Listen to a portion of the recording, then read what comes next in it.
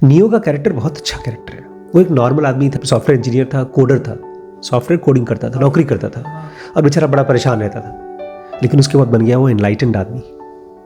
He suffered a storm.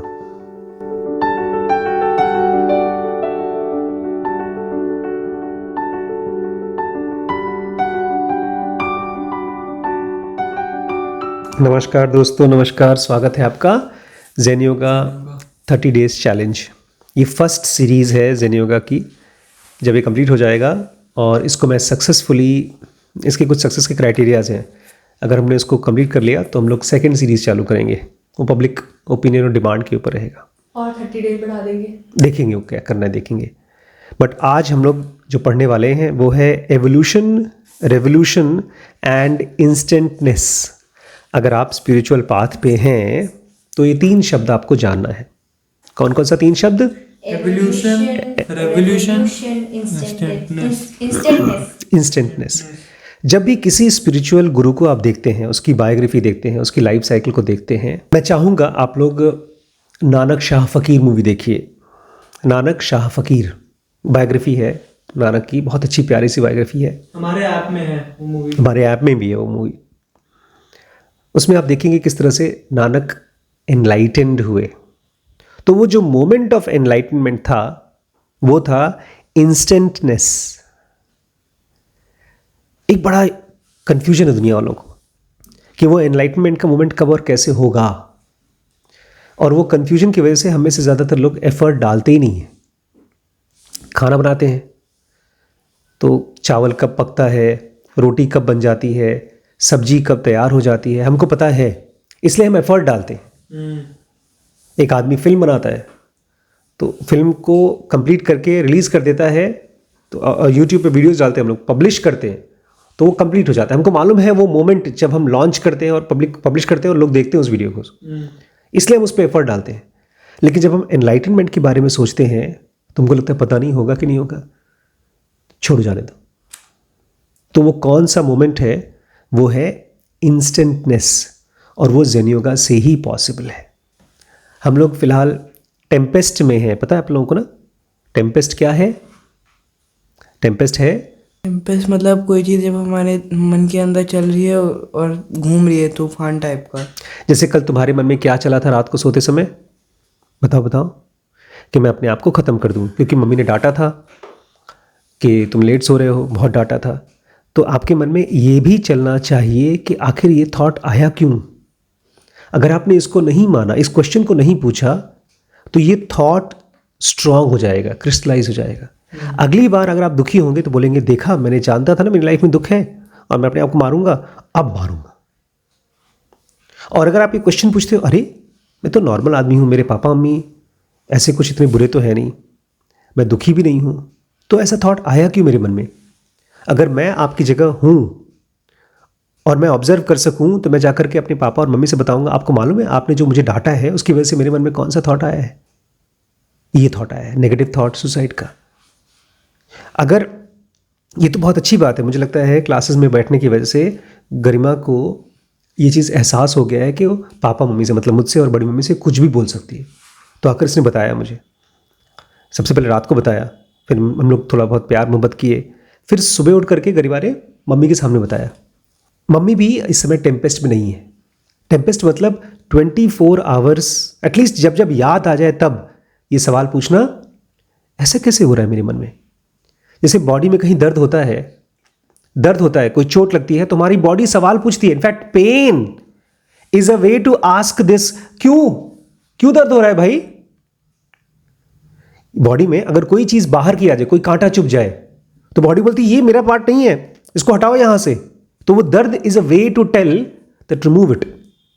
ठीक ऐसे ही आपको जब भी कोई, मैं मम्मी से बोला था, पता सुबह से बेचारी परेशान थी इस बात से कि मेरा बेटा ऐसा सोच रहा है कि वो सुसाइड कर ले। तो मैं मम्मी को बोला था, रिम्पी 2 ही कंडीशंस होती हैं, 2 ही कंडीशंस, या तो हम कंफ्यूज्ड होते हैं या तो क्लियर होते हैं। तुम अगर ये सोच रही हो कि मैंने तो कुछ नहीं बोला था, मेरे बच्चे ने ऐसा क्यों सोचा, तो ये क्लैरिटी नहीं है, ये कंफ्यूजन है। मेरी लाइफ बड़ी सिंपल है, या तो मैं क्लियर हूं या तो मैं कंफ्यूज्ड हूं। और जब मैं कंफ्यूज्ड हूं तो और ज़्यादा चुप, अंदर में ऑब्जर्वेशन ऑब्जर्वेशन ऑब्जर्वेशन ऑब्जर्वेशन, तो वो है टेम्पेस्ट। टेम्पेस्ट को कह रहे हैं, टेम्पेस्ट को बेयर करना, टू वेदर, वेदर मतलब टेम्पेस्ट को झेलना, टेम्पेस्ट तूफान की तरह है। To weather a tempest is an undertaking involving considerable courage. ये सब आदमी के बस की बात नहीं है। एक समंदर को, एक तूफान को झेल करके खड़े रहना, ये ऐसा है जैसे कि एक बड़ा सा पेड़, आंधी आई तूफान आई फिर भी खड़ा है। उसके लिए क्या चाहिए? कंसिडरेबल करेज, हिम्मत चाहिए। जैसे आपके अंदर बहुत अभी हिम्मत नहीं है। जो थॉट मन में आया दीदी से बोल पाए बिकॉज दीदी से आपकी फ्रेंडशिप है, लेकिन मम्मी के सामने आपको बोलने में शर्म आई या डर लगा, है ना? क्योंकि आपके अंदर क्या नहीं है? कंसिडरेबल करेज। करेज तो लाना पड़ेगा। जब भी कोई भी काम आप पहली बार करते हैं तो करेज तो लाना पड़ता है। पहली बार साइकिल चलाना पड़ता है तो डर लगता है, चोट लगी, चोट लगती भी है। पहली बार स्कूटर चलाते हैं, कार चलाते हैं। मुझे याद है पहली बार जब मैंने लंबी कार की ट्रिप चलाई थी तो मुझे आती नहीं थी ठीक से कार, फिर भी ले लिया था मैंने। एम्बेसडर बड़ी सी कार, पीछे 4-5 लोग बैठे हैं। मैं गाड़ी चला सकता था और चलाना भी आता था, बट मैंने कभी लंबी ट्रिप नहीं चलाई थी। बट मैंने क्या किया, क्या लिया? करेज, करेज था, हिम्मत था। उसके साथ साथ कुछ आता है, करेज के साथ साथ क्या आता है? जब भी आप हिम्मत करके कुछ काम करते हैं, सुनिए ध्यान से, जब भी आप हिम्मत करके कुछ काम करते हैं उसमें आप अकेले होते हैं। चाह करके भी आप किसी और के साथ नहीं हो सकते। मैं फिलहाल जब पहली बार जिनों का पढ़ाना शुरू किया तो मैंने देखा किसके पास जाऊं, कौन है जो मुझे ढाढ़स दे सके, हिम्मत दे सके। हिम्मत कोई दे भी दे तब भी क्या हिम्मत मिलती है? एग्जाम देने जाते हैं आप लोग, बोलते हैं ऑल द बेस्ट, सब अच्छा होगा। अरे जो होगा वो हम जानते हैं, वहां जाकर के बेइज्जती होगी, पास होंगे, फेल होंगे, बाद में तो तुम तो कहोगे क्यों पढ़े नहीं थे क्या? तो वो है इनवर्ड सॉलिटरीनेस। हर आदमी जब हिम्मत करता है, वैसे जब दुखी होता है, हिम्मत नहीं करता, तब तो सबके साथ खड़ा हो जाता है, भीड़ के साथ, भैया जो सब लोग कर रहे हैं वही हम भी करेंगे। लेकिन जब आप हिम्मत करते हैं तो आप अंदर में अकेले होते हैं, इनवर्ड सॉलिटरीनेस। लेकिन अगर आप वो चीज़ कर सकते हैं, अंदर से अकेले हो करके खड़े रह सकते हैं, सवाल पूछ सकते हैं अपने अंदर, तो आपको मिलता है psychic renewal of higher order. एक लोअर ऑर्डर होता है, नीचे का स्तर, एक होता है हायर ऑर्डर। साइकिक रिन्यूअल मतलब जैसे छोटे लोग, छोटे मैं उनको बोलता हूं जो भिखमंगे होते हैं भगवान के सामने, जय गणेश जय गणेश जय गणेश देवा, माता जाकी पार्वती पिता महादेवा, सबके दुख दूर करे हे भगवान। दुख दूर क्या, तुम्हारे नौकर हैं। पूरी सब जगह जहां मैं भक्ति की गाने सुनता हूं सब भिखमंगे बैठे हैं। भगवान बस बेटा पैदा कर दो तो 50 किलो लड्डू चढ़ाऊंगा। बस मतलब अच्छे अच्छे समझदार लोग भी 2-2, 3-3, 4-4 दिन तक पूजा कराते ही क्यों हो? क्या तुम्हें लगता है भगवान इतना इतना ओछा है कि वो अपने लिए पूजा करवाना चाहता है आपसे? जैसे आप लोग यहाँ आए, बोले बड़े पापा बैठ जाइए, हम आपकी आरती गाएंगे। कराता है, मेरा एक दोस्त है, वो भगवान अपने आप को गुरु बना लिया है, वो कराता है ऐसी आरती, ऐसे खड़ा रहेगा वो, खुश रहो खुश रहो खुश रहो। तो ये सब के सब लोअर ऑर्डर के लोग हैं, जहां पर हम जो नॉर्मल लाइफ जीते हैं, वो बिजनेस वाली लाइफ, वही लाइफ वहां पर भी जी रहे हैं। लेकिन जब आप अपने अंदर में अकेले रह करके ऑब्जर्वेशन शुरू करते हैं तो आपके अंदर में आता है रिन्यूअल ऑफ हायर ऑर्डर। आप जो इंसान हैं वो इंसान से उठ करके कुछ और बनना शुरू हो जाते हैं, वो है डिवाइन फ्रैगमेंट की तरफ बढ़ पाना। लेकिन वो तब होता है जब आप भीड़ को छोड़ पाते हैं, अकेले अपनी थिंकिंग प्रोसेस को स्टार्ट करते हैं। मुझे याद है ये शुरू हो गई थी उस दिन जब मैंने अपने एक चाचा से बोला था कि प्लीज़ पापा से मेरी बात कर लो ना, एक लड़की से मैं प्यार करता हूँ, उससे शादी करा दो। मम्मी से शादी की बात नहीं थी, उससे पहले। तो बोलते रहे नहीं, और भैया बहुत गुस्सा होंगे, डांटेंगे। उस दिन से मुझे ऐसा फील होने लगा कि मैं अकेला हूँ। बॉम्बे की बात थी उस समय। अकेले रह पाना और सवाल पूछ पाना, ये बहुत बहुत ताकत वाली चीज़ है। इंटेलिजेंट भी है बट ताकत की चीज़ भी है। भाई साहब, टेम्पेस्ट पता है क्या है? काइंड क्रूएलिटी है। क्या है? काइंड भी है और क्रूएल भी है। जैसे कोई स्पिरिचुअल टीचर आपका वो मास्टर मास्टर शिफू किसको सिखा रहा था? कुंफू पांडा को मार मार के भी सिखा रहा था, ताकतवर बना रहा था, लेकिन उसको मुश्किल भी कर रहा था। तो ये उसकी काइंड क्रूएलिटी थी। ऐसे ही जब लाइफ, मैंने कल आपसे कहा था परसों, किसी भी सिचुएशन में आप फंसते हैं, आज बड़ी मम्मी फंसी हैं, अपने ही में बनाए हुए जाल में फंस गई। अपने बच्चे से प्यार करती हैं, वो नहीं चाहती उनके बच्चे में कोई नेगेटिव थॉट आए, लेकिन उन्हीं की वजह से, उनके कुछ सेंटेंसेस की वजह से नेगेटिव थॉट आ गया। वो अपने आप को बहुत अच्छी माँ सोचती होंगी, लेकिन फंस गई। क्यों फंस गई? क्योंकि इस सिचुएशन को एज ए टीचर नहीं देख रही थी वो। आपने देखा है जब मौसम बदलता है तो क्या होता है?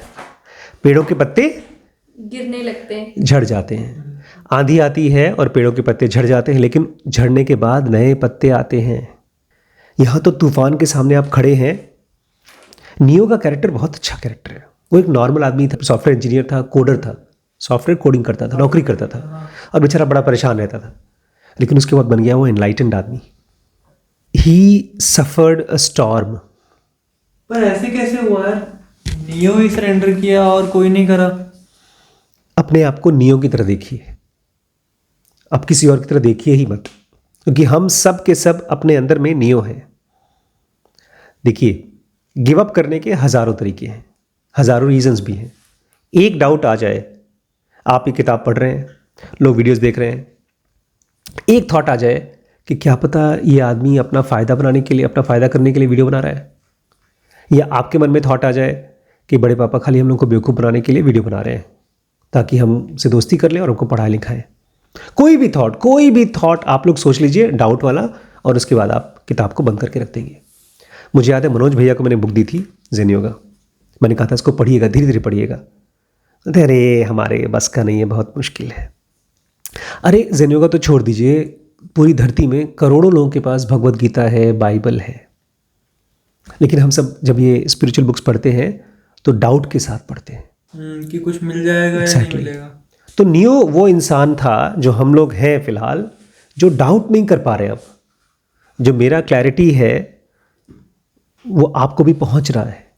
इस काइंड क्रूएलिटी में, टेम्पेस्ट की काइंड क्रूएलिटी में आपके पुरानी ऑब्स्टिकल्स खत्म हो जाएंगे। आपको क्या लगता है मैं लखीमपुर में आ गया हूं, कैसे आया हूं? मैं क्यों उन झंझटों में नहीं फंसा गांव में जो बाकी खानदान के लोग फंसे हुए? सुनिए मेरी लाइफ में क्या हुआ। मेरी लाइफ में क्या हुआ, पिछले एनवायरनमेंट में जो चीज़ें मेरे लिए ऑब्स्टिकल्स थी वो ऐसे हट गई जैसे डेड लीव्स। पिताजी वही हैं, मेरी पढ़ाई लिखाई भी वही है, मेरी उम्र के बच्चे भी वही हैं। अभी मैं जब मुंबई गया था तो वो जो लेडी थी वो मेरी उम्र की थी, 46 ईयर्स की थी, दिसंबर में ही पैदा हुई थी वो 1976 में। सब कोई वही था जैसा मैं था, लेकिन वो सब के सब ऑब्स्टिकल्स में है और मेरे ऑब्स्टिकल्स खत्म हो गए, क्योंकि मेरे अंदर में ज़ेन योगा की वजह से टेम्पेस्ट चालू हो गया। टेम्पेस्ट मतलब क्या चल रहा है, क्या चल रहा है, ISM कैसे काम कर रहा है। अगर ये नहीं होता, पहले मुझे याद है अच्छे तरीके से, मेरे मन में एक थॉट आ जाए, कोई नेगेटिव थॉट, ये लाइफ जीने लायक नहीं है, ख़त्म हो जानी चाहिए, मैं उसके ऊपर इंप्लीमेंट कर देता था, मैं अपने आप को नुकसान पहुंचा देता था। उस समय टेम्पेस्ट नहीं था। टेम्पेस्ट समझते हैं? एक थॉट आया, वाई, हाँ थॉट सही है, विश्वास कर लो, होने दो। माइंड ऐसे था जैसे कि एक बहुत मोटा सा कुत्ता अपने मालिक ने उसको पकड़ रखा है और जोर से दौड़े तो क्या होगा, उसका मालिक भी उसके साथ घसीट जाएगा। ऐसे ही मैं था पहले, प्री टेम्पेस्ट। जो कुछ भी मेरा माइंड कहता था मैं वही करता था, लेकिन उसके बाद ज़ेन योगा आने के बाद कंट्रोल मेरे हाथ में आ गया। अगर मेरा माइंड कुछ कह रहा है और वो मुझे लगता है थोड़ा सा भी लगता है गलत है, तो लगाम मेरे हाथ में होती है। मेरे लिए ना, सच बता रहा हूँ, मेरे लिए जो पास्ट है, इलाहाबाद, बॉम्बे, वो ब्लॉट हो गया है, ख़त्म हो गया, वो मैं नहीं हूँ। कृष्णमूर्ति के साथ भी हुआ। एक बार कृष्णमूर्ति अपने भाई के साथ अपनी फ़ोटो देख रहे थे, तो बोलते हैं ये दूसरा वाला कौन है। अपने भाई को पहचान नहीं पा रहे थे, वो अपनी भी फ़ोटो पहचान नहीं पा रहे थे, क्योंकि मैंने कहा ना ज़ेन योगा एडवांस में भी बात की थी, आपका बॉडी जब खुद मेल्ट होता है तब आप क्या बन जाते हैं, डिवाइन फ्रैगमेंट बन जाते हैं। डिवाइन फ्रैगमेंट हर जगह पर रियलिटी को देख पाता है। अपनी शक्ल देखेगा तो पहचान नहीं पाएगा वो। अगर नाई की दुकान में जाएंगे, मान लीजिए कल बाल कटवा के आए हैं और नाई ने आपके सामने ढेर सारा बाल रख दिया, चूज कर लीजिए अपना बाल, कौन सा बाल है भैया आपका। अब वो बाल कट गया, ये बॉडी भी आपकी नहीं होती, बहुत मुश्किल हो जाएगा आप खुद को पहचानने के लिए। एक बार आप एनलाइटन हो जाते हैं। तो सर जी कह रहे हैं हमारी जिंदगी की कॉम्प्लेक्सेस पास्ट के वजह से हैं। ये मैं था, मुझे ऐसा कहा गया था, इस आदमी ने ऐसा मेरे साथ किया था बचपन में, अब छोड़ूंगा नहीं इसको मैं। वो पास्ट मेरे लिए क्या हो गया, ब्लॉट। ब्लॉट मतलब ब्लॉटिंग पेपर देखा नहीं कभी? एक ब्लॉटिंग पेपर होता है, उसके ऊपर आप स्याही कहीं गिरी और उसको लगा दिया तो पूरा उसको सोख लेता है, खत्म कर देता है उसको। कहीं पर भी कुछ दाग हो, धब्बा हो, सक कर लेता है वो मोटा सा पेपर होता था, इंक पेन के लिए हम लोग यूज करते थे उसको। ज्यादा गिर गया तो वो खींचने के लिए। ऐसे ही मेरा पास्ट को उसने ब्लॉट कर लिया, खत्म हो गया। पास्ट अब दिखता नहीं मुझे, वो मेरा पास्ट है ही नहीं, वो है ही नहीं, पास्ट ही नहीं है। हम लोग बोलते नहीं मेरे साथ हुआ था, मुझे याद है बचपन में इस तारीख को इस मेरी माँ के साथ मेरे बाप के साथ ये हुआ था, मेरे साथ कुछ नहीं हुआ था, वो खत्म हो गया। जब पास्ट खत्म, हम यही तो करते हैं ना, टेबल गंदा हो गया तो साफ कर देते हैं। 10 लोग खाना खाते हैं होटल में, फिर साफ हो जाता है, खत्म। लेकिन हमारे साथ 10 साल पहले खाना खाया गया था, अभी तक उसके निशान पड़े हुए हैं, सफाई नहीं होती, टेम्पेस्ट नहीं होता। और एक बार आपके माइंड में टेम्पेस्ट के बाद की जो कहानी है, पास्ट से खाली हुई, वो क्या होता है। आज मैं वॉक कर रहा था, अचानक से मेरे पंख निकल रहे थे, मतलब पंख निकल जाए, आप वॉक कर रहे हैं और पंख निकल जाए तो आप क्या करेंगे, वॉक करेंगे कि उड़ेंगे। अब ध्यान रखिए, अब जब टेम्पेस्ट आ जाता है और पास्ट खत्म हो जाता है, तब आपकी लाइफ में वो सब भिखारी वाला नहीं रहता, तब आप अमीर हो जाते हैं। आपकी लाइफ भरी होती है अनटोल्ड स्पिरिचुअल पॉसिबिलिटीज से, ऐसी ऐसी पॉसिबिलिटीज जो आज तक आपने कभी सोचा नहीं, किसी ने बताया नहीं है। इसलिए एक एनलाइटेंड आदमी का फ्यूचर बता पाना ऑलमोस्ट इम्पॉसिबल है। कृष्ण की कुंडली देख करके कोई बता नहीं पा रहा था कि क्या करेंगे कृष्ण। हाँ, लोग देखते हैं कुंडली बता देते हैं, कृष्ण की नहीं बता पाते थे, बिकॉज वो फिजिकल बॉडी नहीं थे, वो तो डिवाइन फ्रैगमेंट थे, उसको देखना समझ पाना इम्पॉसिबल। कृष्ण भगवान, कृष्ण मूर्ति जो भी हैं। अब मैं तीन वर्ड्स में समझाना चाहता हूं, एवोल्यूशन, दूसरा रेवोल्यूशन और तीसरा इंस्टेंटनेस। हम जब कहते हैं एवोल्यूशन, चाहे समाज का एवोल्यूशन हो, चाहे किसी टेक्नोलॉजी का एवोल्यूशन हो, तो उसके अंदर में एक खास चीज़ होती है, मजबूरी है उसकी, और वो है ग्रेजुअलनेस। एवोल्यूशन बहुत धीरे धीरे होता है, इसलिए स्पिरिचुअल एवोल्यूशन नहीं होगा हमारा। आप प्रैक्टिस करते रहेंगे तो ऐसा नहीं होगा कि आज आप अच्छे आदमी हैं और 50 साल बाद आप बहुत अच्छे आदमी हो जाएंगे, ऐसा नहीं होगा। प्रैक्टिस करिए, एवोल्यूशन नहीं होगा आपका, कुछ और होगा। तो एक तरफ एवोल्यूशन है, जहाँ देखिए एवोल्यूशन की बात पता है क्यों हो रही है, बिकॉज हम लोग फिजिकल बॉडी से इवॉल्व होकर क्या बनने वाले हैं, spiritual enlightened being, divine fragment. तो कैसे होगा, क्या एवोल्यूशन होगा? नहीं। तो क्या रेवोल्यूशन होगा, मतलब फटाक से हो जाएगा, बस एक ही साल में 2 साल में हो जाएगा? नहीं, वैसे भी नहीं होगा। रेवोल्यूशन होता है इंडस्ट्रियल रेवोल्यूशन, आईटी रेवोल्यूशन, नहीं उसमें भी 2-4-5 साल लगते हैं, बट वो भी पहले एक स्टेज, फिर दूसरी स्टेज, फिर तीसरी स्टेज आती है।